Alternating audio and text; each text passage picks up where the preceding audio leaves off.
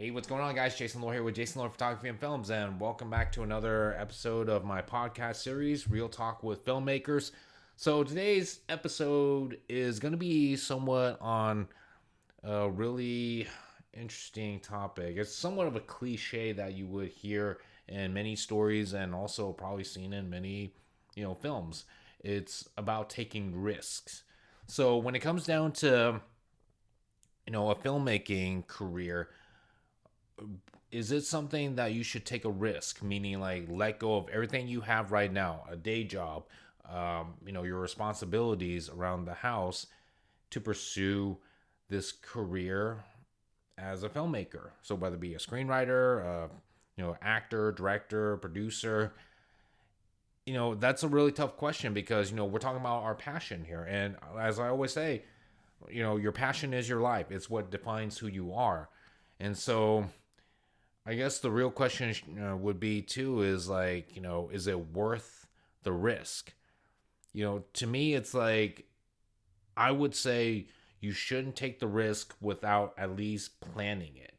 Not a lot of people plan out, you know, how they're going to pursue their goals as a filmmaker. Some just believe in their mind that if they put their mind to it and they dedicate their lives to it, then it's going to happen just like that. But that's not always the case. Some people get lucky. It was the right time and the right place that they were there. They were looking. We have producers and agents looking for a new writer or a new editor or director. That's a very rare and lucky moment. But for a lot of us, we don't get that lucky. You know what I mean? Another form of luck is if you know somebody in the industries who can pass your name on to, producers or agents of like just saying, hey, I know this guy named Jason who writes scripts. You'll like him. But unfortunately for me, I did not know anybody in the film industry at that time. And you know what? Even despite going to film school, getting my bachelor's degree in cinema, at San Francisco State University, I didn't get a job right away. Like I've sent my scripts to production companies, literary agents, and nobody responded. Even when I mentioned that I got a bachelor's degree in cinema, it took one of my professors back in SF State to tell me that if you haven't gotten any of your scripts sold or even made into a movie, chances are they looked at your background and they just simply said, you know, he's not worth our time. That's like the harsh reality of it because the thing is they have so many scripts to go through, so many people to go through, and they can only choose a few. And those few that they choose are the ones with the skills and the talents and the histories of like, getting something of theirs made into a movie.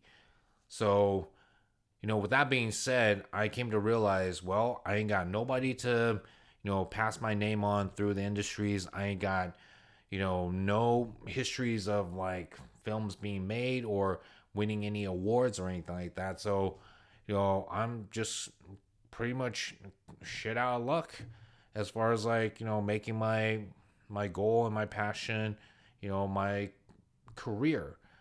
So now I'm having to go around working all sorts of different jobs. The one I'm currently working at has nothing to do with filmmaking.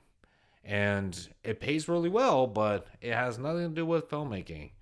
And so, even despite that, the benefits, the retirement, and the good pays, deep down in my heart, I still wanted to make films. I still want to write stories. Most of all is write the stories because, I've grown up wanting to be a screenwriter all my life. And then as a, film editor or even a cameraman or even an actor, I like to be a part of like bringing my stories to life.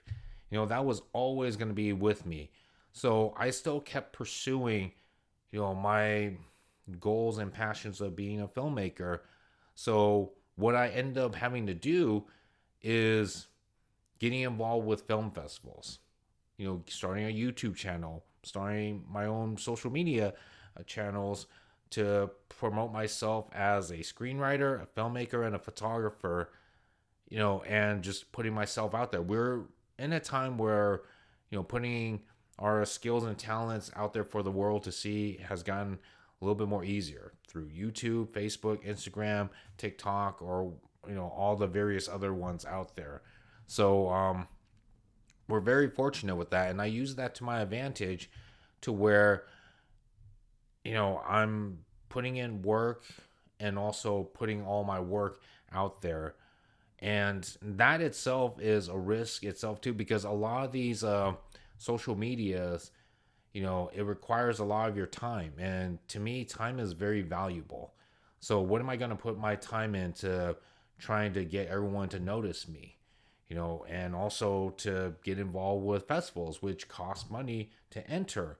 And then not just that, but now I'm also putting in money and time to my travels to those film festivals all over, either America or even around the world. So, that to me is a planned risk because, okay, this is a festival that I can afford to go to. So I'm going to at least go to this film festival to meet people, network, and connect, and then put myself out there. I'll be building my own little film history of like just awards that I've won, scripts that I've like written, and then videos and films that I've made.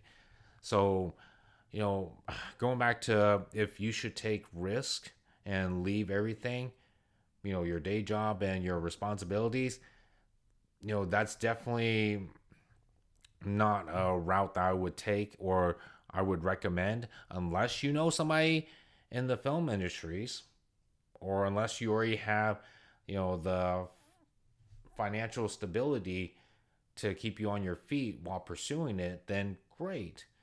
I mean, go with that risk. But if you ain't got none of that, don't go with it because, that's just a setup that for disaster because you ain't got no financial income to pay your bills or pay your rent or your mortgage or food on the table or for your family. So that's the reason why you don't want to take that risk.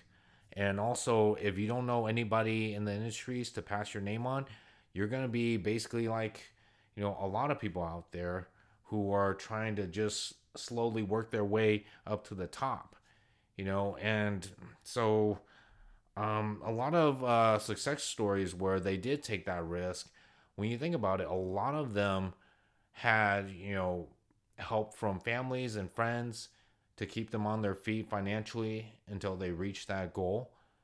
Or shoot, they already know somebody in the business who could get them inside.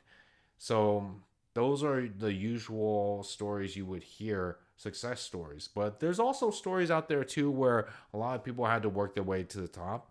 And to me, I actually prefer that story because it's like, it's just like an actual story too, where, the hero, answers the call to adventure and then, along the way meets different like adventurers out there and together they work together and learn together and at the very end they meet their goal. And of course there's always going to be that all is lost moments where you get rejected by film festivals or producers or agents and all that, but in the long run it's more of a test of like how much you really want this and how much you're really, passionate about, being a filmmaker. And to this day, it's been 14 years now since I've graduated from film school. Still haven't got a full-time job as a filmmaker, but with what I have right now, I'm using that to get to where I want to be. Writing scripts, maybe working on a movie set. I have high hopes and also, most importantly, a plan to get myself out there and to the top with all the greats. So that's the best way of going about it.